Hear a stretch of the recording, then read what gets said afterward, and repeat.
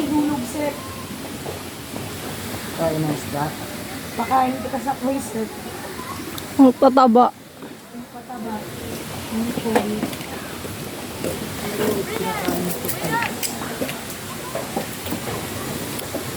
Mga nature lover ko! Kung pansinin niyo yung mga videos ko, di ba? Laging all about nature, yung mga gawa ng Panginoon, kung gaano kaganda. Yan. So, sobrang, para kang, kumaga, para kang bininyagan ulit. Kung para kang bininyagan ulit.